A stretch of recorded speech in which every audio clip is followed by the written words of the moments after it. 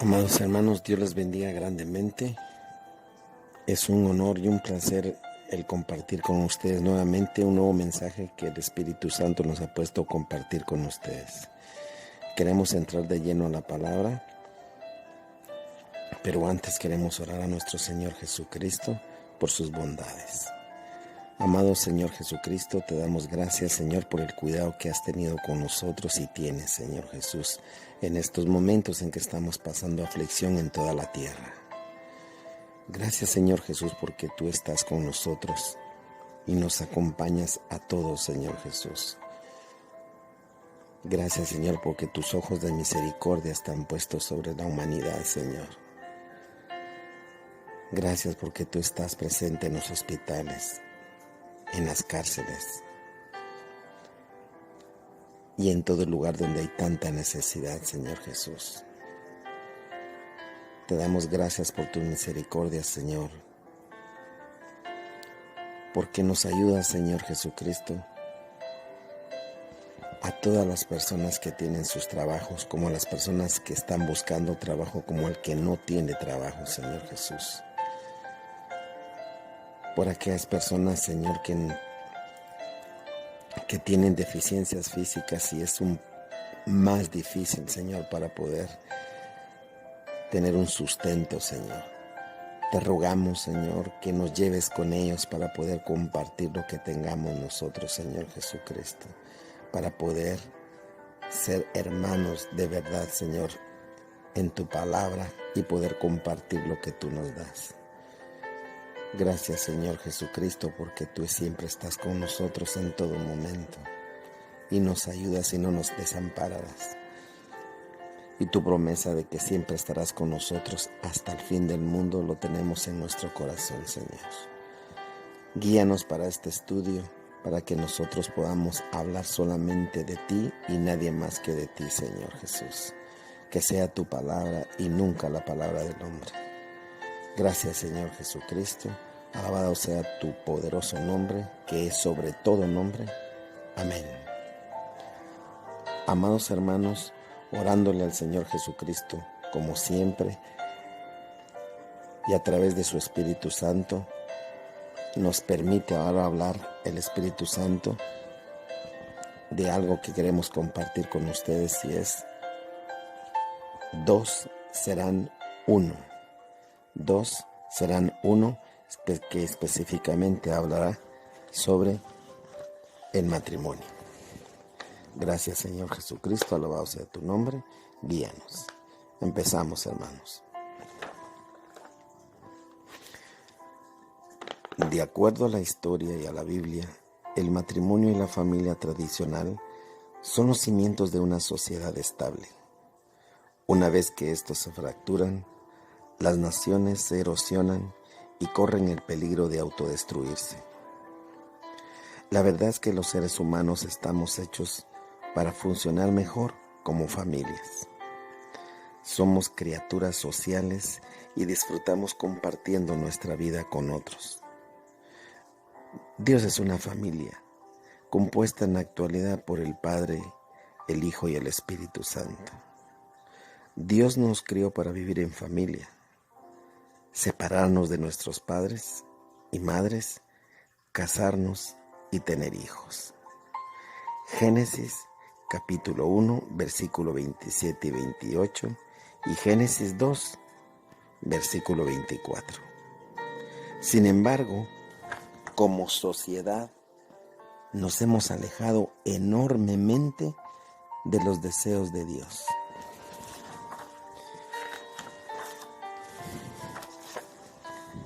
La pregunta ¿es que a nadie le importa lo que piensa Dios, el creador del corazón y las demás partes de la anatomía humana?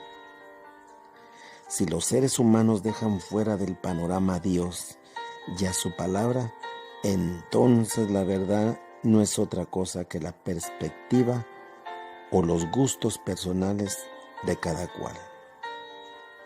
Sin embargo, si uno se basa en la verdad absoluta de Dios, el engaño sale a la luz. A través de las Escrituras, Dios dice que su camino es el modelo estándar, lo verdaderamente normal, y que por el contrario, nuestro camino apartado de Él es corrupto y peligroso.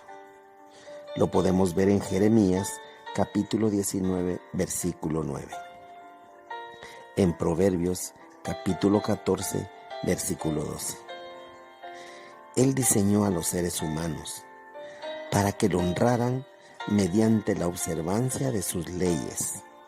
Mateo 5, versículo 19. Que son el conjunto de normas sociales conducentes al bienestar de todos. Guardar la ley de Dios nos hace ser felices. Lo podemos ver en Proverbios capítulo 29, versículo 18. El camino de Dios no es nuevo. Ha existido y existirá eternamente. Podemos ver Hebreos capítulo 13, versículo 8 e Isaías capítulo 57, versículo 15. Por lo tanto, cuando la verdad de Dios, según se presenta en su palabra, es incluida adecuadamente en la ecuación, la así llamada nueva normalidad queda al descubierto como algo artificioso y perpetuado por los seres humanos para su propio perjuicio. Dios diseñó el matrimonio con un gran propósito. Desde luego, el abogado y partidario más acérrimo de la familia, nuestro Dios Todopoderoso, es quien ha protestado durante más tiempo en contra del cambio de las normas sociales que afectan al matrimonio y a la familia. Después de criar a Adán y Eva, Dios dijo: por tanto dejará al hombre a su padre y a su madre, y se unirá a su mujer, y serán una sola carne. Génesis capítulo 2, versículo 24. Jesucristo reforzó esto en Mateo capítulo 19, versículo 4 y 5, donde se refirió al matrimonio como a una unión entre un hombre y una mujer autorizada por Dios. Nosotros queremos ver esos versículos y la enseñanza que nos da Génesis capítulo 1, versículo 27 y 28. Lo leeremos. Génesis capítulo 1, versículo 27 y 28. Esto sucedió el sexto día, durante la creación de Dios. Y creó al hombre y a la mujer. Y dice la palabra: y creó Dios al hombre a su imagen. A imagen de Dios lo crió. Varón y hembra los crió. Dios crió al varón y a la hembra. Versículo 28. Y los bendijo Dios, y les dijo: fructificad y multiplicaos, llenad la tierra y sojuzgadla, y señoread en los peces del mar, en las aves de los cielos, y en todas las bestias que se mueven sobre la tierra. También podemos ver nosotros Malaquías capítulo 2, versículo 15. Si nosotros vemos también en Génesis, en el capítulo 2, aquí Dios declara que no es bueno para Adán vivir solo. El primer hombre, Adán, Dios exclamó diciendo que no era bueno que el hombre estuviese solo. Todos los animales están aquí, pero ninguno de ellos es una pareja adecuada para Adán. Dios, por lo tanto, en un acto especial de creación, hace a la mujer. Solo unos pocos versículos más adelante, la mujer se llama esposa. Génesis, versículo 25 del capítulo 2. El Edén fue el escenario del primer matrimonio, ordenado por Dios mismo. El autor de Génesis luego registra el estándar por el cual se definen todos los futuros matrimonios. En Génesis 2, versículo 24, dice: por tanto, dejará el hombre a su padre y a su madre, y se unirá a su mujer, y serán una sola carne. Nos damos cuenta que el matrimonio espiritual, el que está con Cristo Jesús, el que sigue a Dios, el que está con Dios, Dios no ve a dos, Dios ve a uno. Como es el Hijo, era con el Padre y el Padre con el Hijo. Una sola carne. Por tanto, dejará el hombre a su padre y a su madre, y se unirá a su mujer, y serán una sola carne.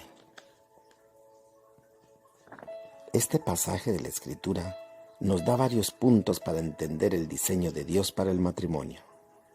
En primer lugar, el matrimonio involucra a un hombre y a una mujer. La palabra hebrea para esposa es específicamente el género. No puede significar otra cosa que una mujer.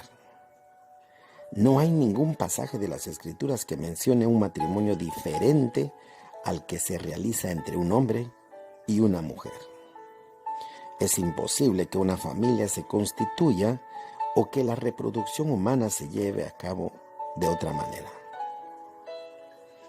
Puesto que Dios ordenó que se tuviera un lugar específico para la procreación entre una pareja casada.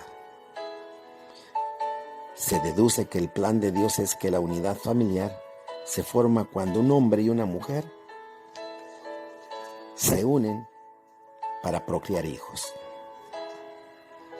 El segundo principio que podemos ver en Génesis 2 sobre el diseño de Dios para el matrimonio es que el matrimonio está destinado a durar toda la vida. El versículo 24 del mismo Génesis 2 dice que los dos llegarán a ser una sola carne. Eva fue tomada del costado de Adán y así fue literalmente una sola carne con Adán. Su propia esencia se formó a partir de Adán y no de la tierra. Desde entonces, cada matrimonio tiene el propósito de reflejar la unidad compartida por Adán y Eva, ya que su vínculo estaba en la carne.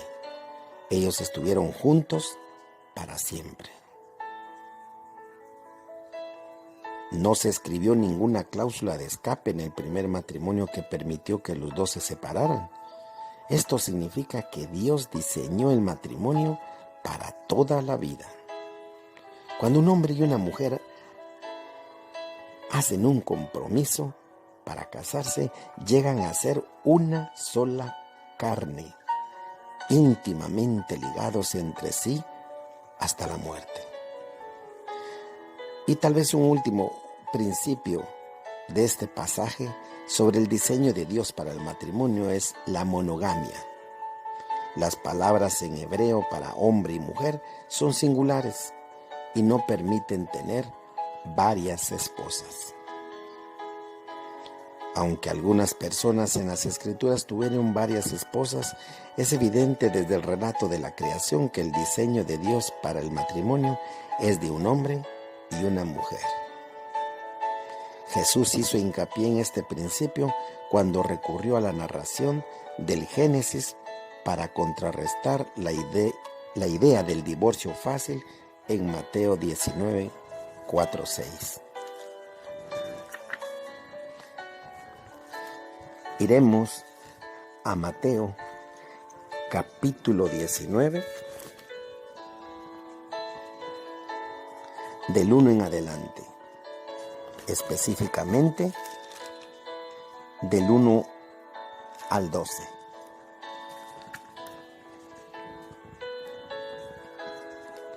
Aquí Jesús enseña sobre el divorcio.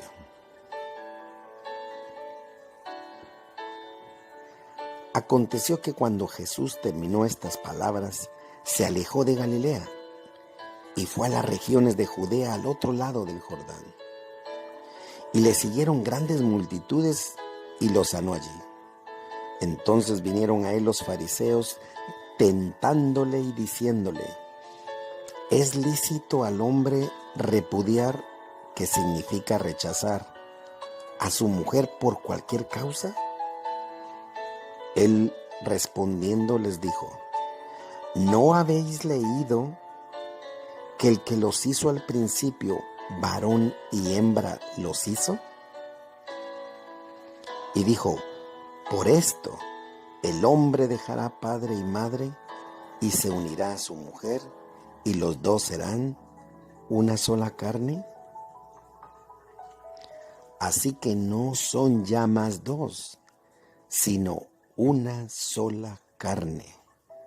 Por tanto, lo que Dios juntó, no lo separe el hombre.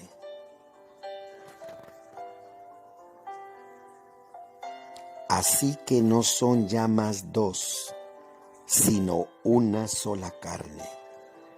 Por tanto, lo que Dios juntó, no lo separe el hombre. Le dijeron: ¿por qué pues mandó Moisés dar carta de divorcio y repudiarla o rechazarla? Él les dijo: por la dureza de vuestro corazón, Moisés os permitió repudiar a vuestras mujeres, mas al principio no fue así. Y yo os digo que cualquiera que repudia a su mujer, salvo por causa de fornicación, y se casa con otra, adultera. Y el que se casa con la repudiada, adultera. Le dijeron sus discípulos: si así es la condición del hombre con su mujer, no conviene casarse.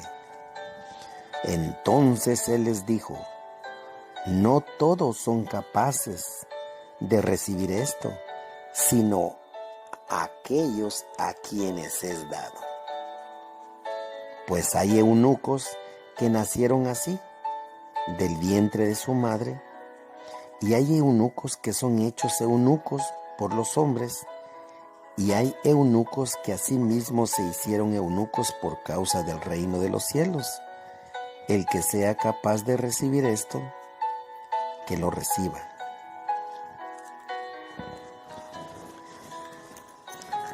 Cuando nosotros vemos este pasaje, nos damos cuenta que Jesús, quien estuvo presente durante la creación del cielo y de la tierra, esas mismas palabras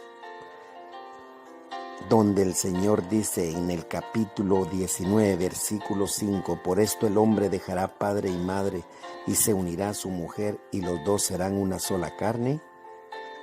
Esto está escrito en Génesis capítulo 2, versículo 24, fueron dichas por Él mismo. Él es el alfa y Él es la omega. Él es el principio y Él es fin. Por eso, Él les dice a los fariseos, ¿no habéis leído? ¿No habéis leído que el que los hizo al principio, varón y hembra los hizo?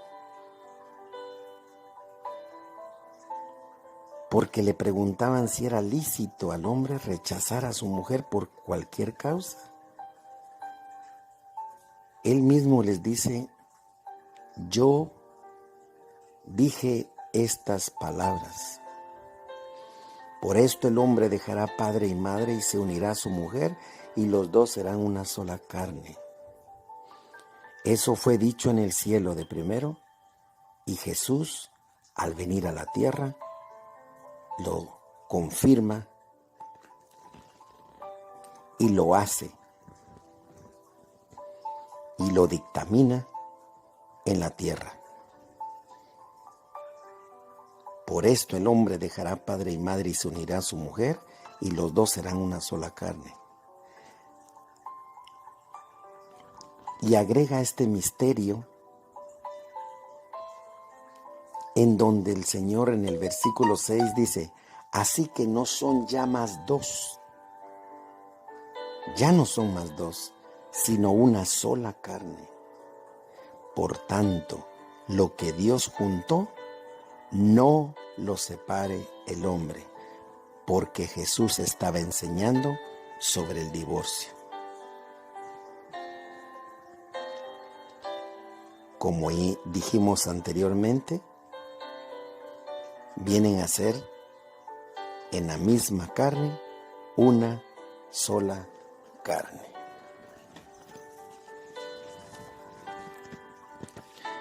Dios diseñó el matrimonio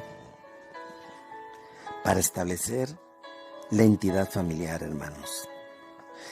La Biblia nos dice que Él crió a los seres humanos como el varón y la hembra con un gran propósito en mente. Y creó Dios al hombre a su imagen, a imagen de Dios lo crió, varón y hembra los crió, porque también los bendijo. Y solo a través del matrimonio se pueden multiplicar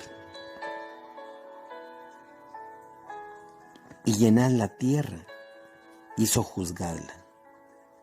Dios es el único ser que tiene la última palabra en cuanto a la institución del matrimonio, hermanos. Dios es el único ser que tiene la última palabra en cuanto a la institución del matrimonio. Nunca hay que decaer, amados hermanos. Aunque estemos pasando situaciones difíciles, quiero decirte que Dios es el único que tiene la última palabra en cuanto a la institución del matrimonio. Hay que luchar para mantener el matrimonio. Dios hizo a los seres humanos para su propósito. Estamos diseñados para vivir en pareja y procrear. No como los animales, sino para aprender cómo debe vivir una familia en armonía, compartiendo nuestras vidas con nuestros cónyuges y otros parientes y ayudándonos mutuamente como Dios nos instruye. La Biblia muestra también que la institución física del matrimonio fue creada para representar una relación espiritual mucho más sublime, la de Jesucristo y su pueblo. El apóstol Pablo lo explica así, porque somos miembros de su cuerpo, de su carne y de sus huesos. Por esto dejará el hombre a su padre y a su madre y se unirá a su mujer y los dos serán una sola carne. Grande es este misterio, amados hermanos, mas yo os digo esto respecto a Cristo y de la iglesia, dijo Pablo. Por lo demás, cada uno de vosotros ame también a su mujer, como a sí mismo, y la mujer respete a su marido. Efesios capítulo 5, versículo 30 al 33.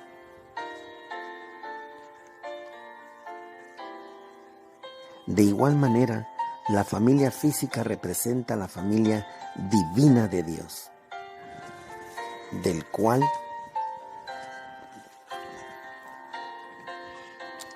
Él quiere que todos formemos parte. Yo seré un padre para ustedes y ustedes serán mis hijos y mis hijas, dice el Señor Dios Todopoderoso. En 2 de Corintios, capítulo 6, versículo 18. Pero aunque la relación familiar moderna se halla en peligro, amados hermanos, y la batalla por la institución divina ordenada del matrimonio se encuentra en pleno apogeo.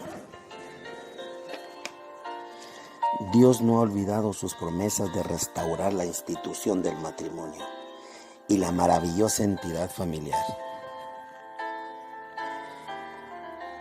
Dios dijo en Malaquías, capítulo 4, versículo 4 al 6, acordaos de la ley de Moisés, mi siervo, el cual encargué en Horeb, o sea, el monte Sinaí, ordenanzas y leyes, incluyendo las leyes de Dios relativas al matrimonio y a las relaciones íntimas. Para todo Israel, he aquí, yo os envío el profeta Elías, que era una obra de restauración al final de los tiempos, antes que venga el día del Eterno, grande y terrible. Él hará volver el corazón de los padres hacia los hijos, y el corazón de los hijos hacia los padres. No sea que yo venga y hiera la tierra con maldición. Nadie defiende a la familia más tenazmente que el mismo Dios Todopoderoso. Él diseñó, creó e instituyó la familia. Desde tiempos inmemoriales. Sin embargo, existen fuerzas en el reino espiritual que desean interferir con el propósito de Dios o destruirlo. Se tratan de los demonios, los ángeles caídos liderados por Satanás. La batalla actual por el matrimonio es constante, amados hermanos, y se deriva de la influencia de Satanás sobre la humanidad y de su profunda envidia e ira por el destino final de esta. Él sabe que el propósito de Dios para los seres humanos es que estos finalmente se conviertan en hijos mismos de Dios, un destino muy superior al de los ángeles. Satanás, el demonio, es la causa subyacente de la transformación moral de nuestra sociedad. Él influye sobre los seres humanos para que hagan el mal, con la esperanza de que eventualmente se autodestruyan. Por supuesto que referirse a los trastocados valores morales como influencia satánica puede sonar poco realista y absolutamente pasado de moda en una cultura que está convencida de saber cómo deben hacerse las cosas. Pero el hombre se encuentra bajo el engaño de Satanás, influenciado por él para rebelarse contra Dios. Podemos verlo en Apocalipsis, capítulo 12, versículo 9. Primera de Juan, capítulo 5, versículo 19.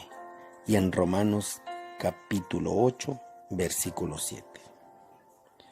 Como resultado, nuestro egoísmo y miopía producen estas perniciosas consecuencias. Porque habrá hombres amadores de sí mismos, aborrecedores de lo bueno, infatuados, amadores de los deleites más que de Dios. Segunda de Timoteo 3, 2, 4. La gente desea exageradamente disfrutar los placeres del pecado y no quiere que nada ni nadie interrumpa o impida sus propósitos. Hebreos 11, versículo 25. Pero a pesar de que el mundo actual está gobernado por el demonio, la victoria de Dios está asegurada, amados hermanos. Y aunque no se vean señales de ello, la guerra por el matrimonio,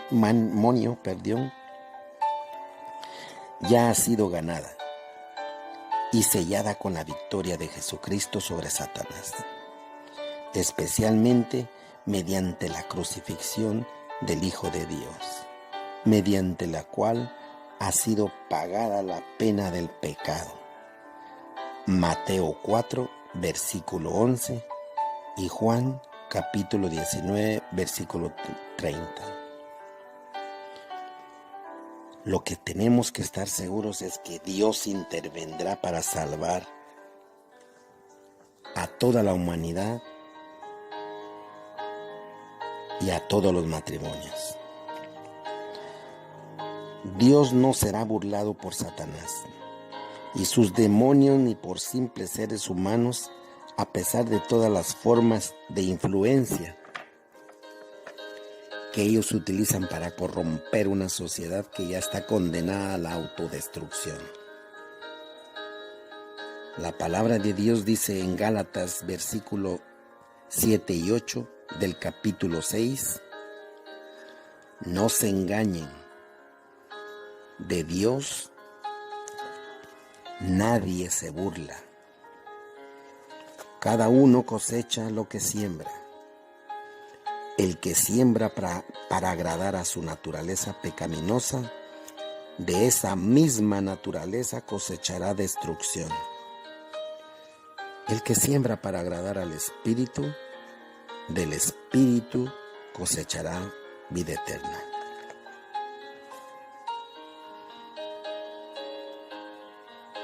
Conocemos verdaderamente, amados hermanos, al verdadero Dios, aquel que nos advierte sobre el ataque a la institución del matrimonio perpetrado en estos tiempos modernos.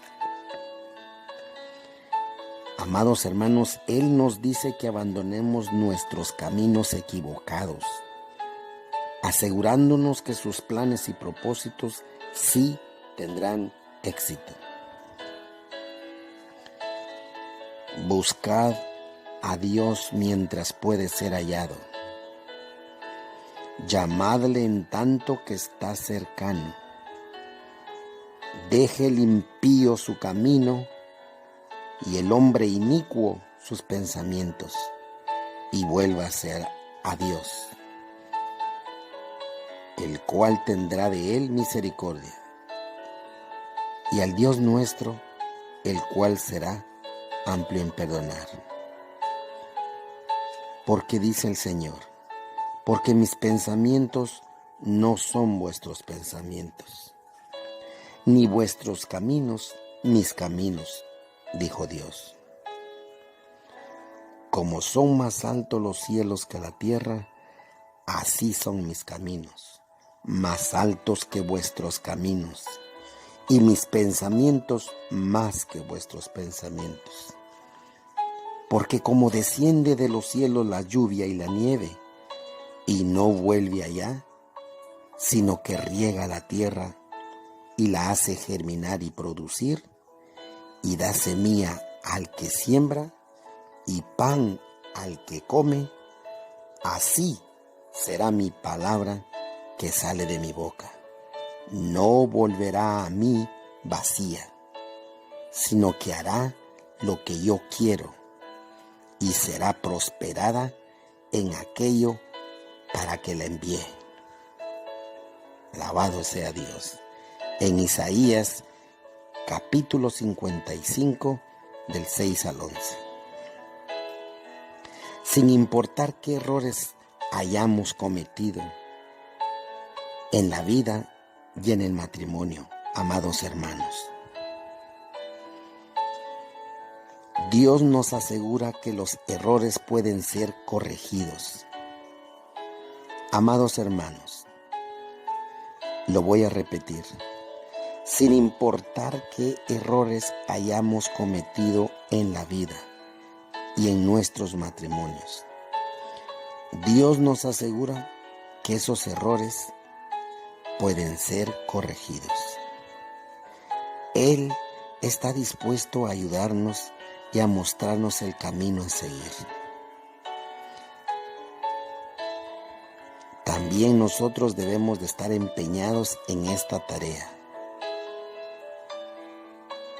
Por eso, Dios dice que Él ganará la batalla por el matrimonio. De hecho, Él ya la ha ganado mediante el sacrificio de nuestro Señor Jesucristo. Sin importar cuál desalentadora parezca ser esta batalla actualmente en este mundo, hay esperanza, y ella es Jesucristo, el Cristo resucitado, a quien Dios enviará de regreso a la tierra para salvarnos y para darnos vida eterna. Dios va a abrir nuestra mente y nosotros nos encontramos en diferentes situaciones tan difíciles que no encontramos muchas veces la forma de salir adelante. Y pensamos que nuestro matrimonio está completamente perdido.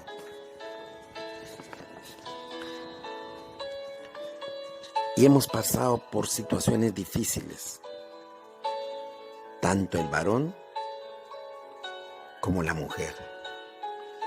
Amados hermanos, no hay que perder la confianza en Dios. Dios es grande y Dios es divino. Y Él conoce, Él sabe y Él restaura.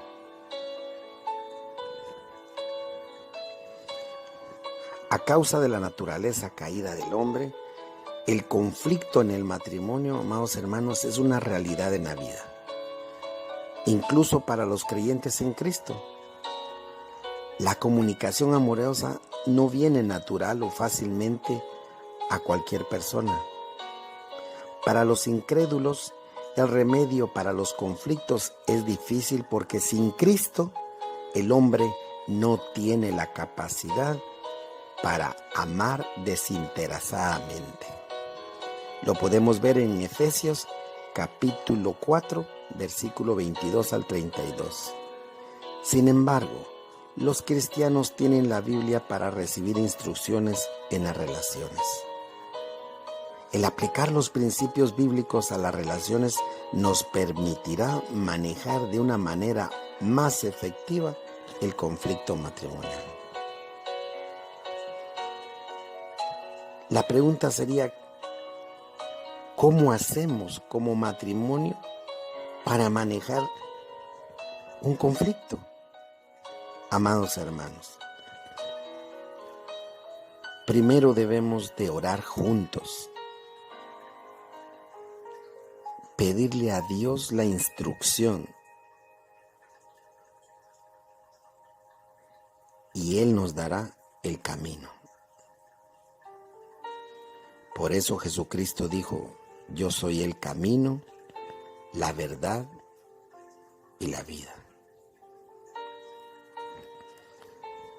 El primer y más importante principio en la solución de los conflictos en las relaciones, especialmente en el matrimonio, es amarnos el uno al otro, como Cristo nos ha amado.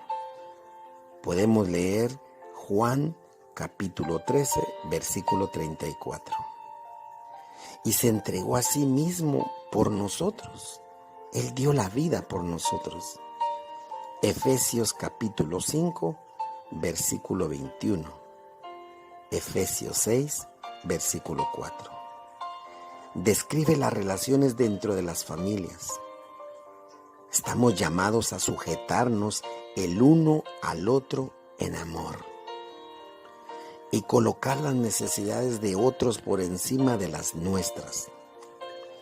Esto es especialmente cierto en el matrimonio donde el esposo está llamado a amar a su esposa como Cristo amó a la iglesia y a cuidar de ella, así como cuidar su propio cuerpo. A su vez, una mujer debe sujetarse a su esposo y respetarlo. Efesios capítulo 5, versículo 22 al 33. Esto al parecer puede ser una directriz bastante sencilla, excepto por la tendencia natural de los seres humanos a ser reactivos en las relaciones, al lugar de ser proactivos. Las esposas generalmente están dispuestas a sujetarse a los esposos que las aman como Cristo amó a la iglesia. Y los maridos generalmente están más que dispuestos a amar a las esposas que los respetan y se sujetan a ellos. Ahí radica el problema. Cada uno está esperando a que el otro dé el primer paso. Sin embargo, los mandamientos de Dios para los esposos y las esposas no son condicionales. La sujeción no está supeditada al amor y el amor no está supeditado al respeto. Dar el primer paso en obediencia, independientemente de las acciones del otro, ayuda mucho para romper el conflicto y establecer nuevas pautas del comportamiento.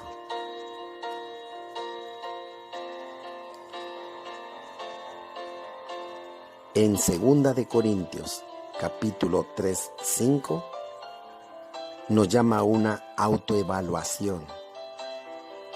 Después de traer nuestros problemas al Señor y de ser honestos con nosotros mismos sobre nuestros propios fracasos o deseos egoístas, podemos acercarnos a los demás con nuestras preocupaciones. Por otra parte, Dios diseñó a los creyentes para suplir las necesidades del otro de manera pacífica. Colosenses capítulo 3, versículo 15. Todos necesitamos la gracia para nuestros propios errores y debemos tener gracia para los demás cuando comunicamos nuestras necesidades y preocupaciones. Colosenses capítulo 4, versículo 6.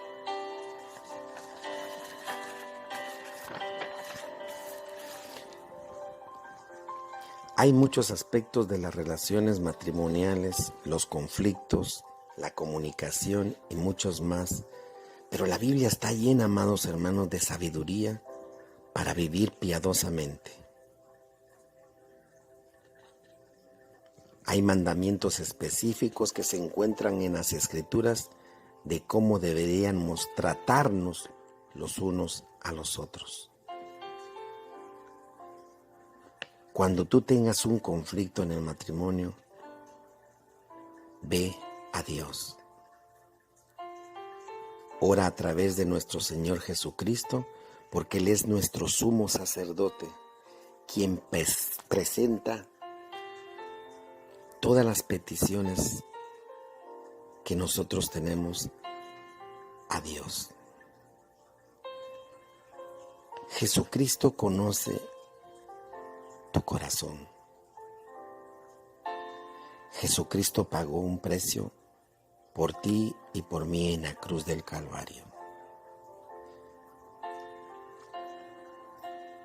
Y ese mandamiento que Dios pone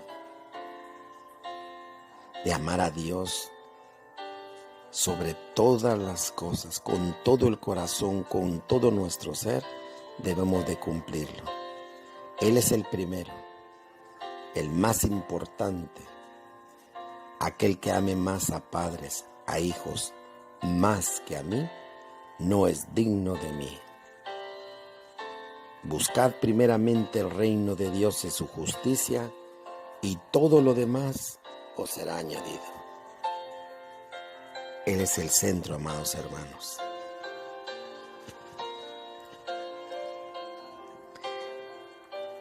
Cuando quieras buscar en la Biblia, amados hermanos,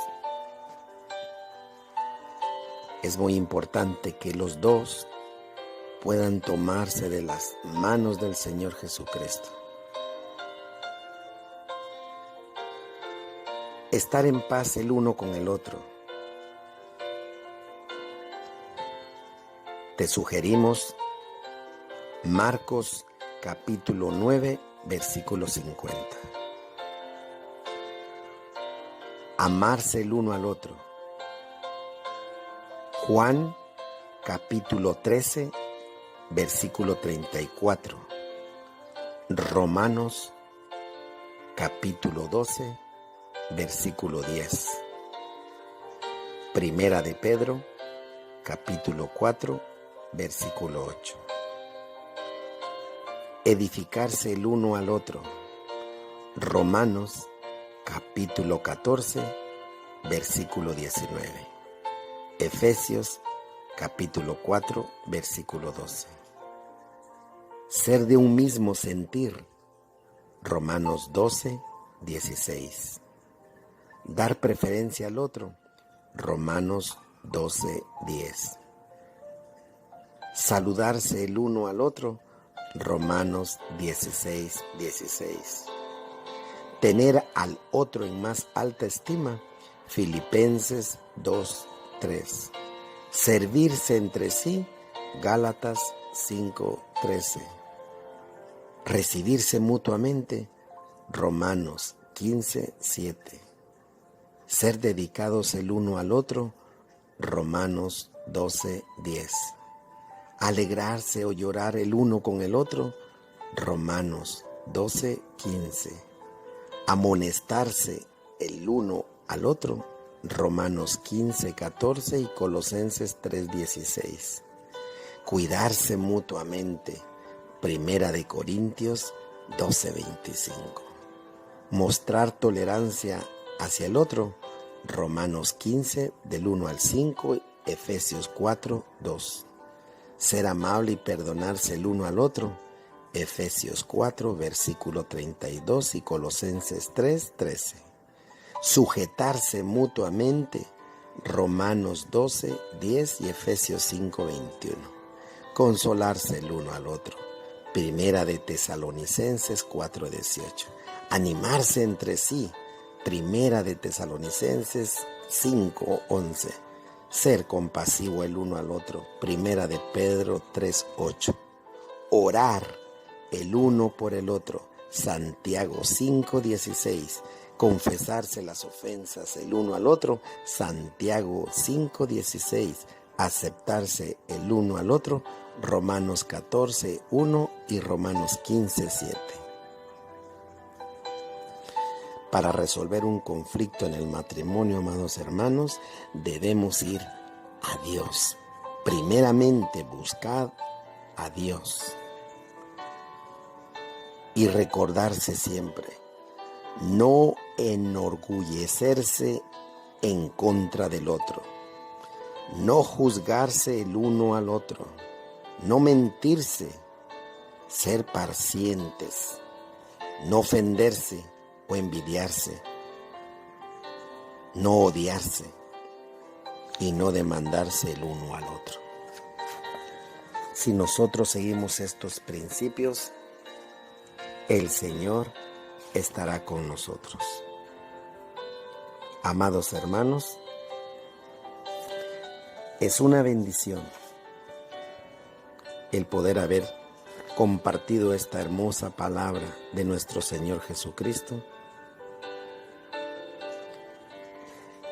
y llevar un refrigerio de esa bendita palabra de Dios para todos aquellos matrimonios que están pasando situaciones difíciles y para fortalecer todos aquellos matrimonios que están caminando con Cristo. Y de aquellos matrimonios que no conocen a Jesucristo, pero que pronto, por fe, nosotros estamos creyendo en nuestro Señor Jesucristo, que llegarán a los pies de Él. Amados hermanos, hay que proteger el matrimonio. Hay que amarse uno al otro, así como Jesucristo amó a su iglesia. Que Dios les bendiga grandemente a cada uno de ustedes. Si Dios lo permite, estaremos nuevamente en comunicación para el siguiente mensaje.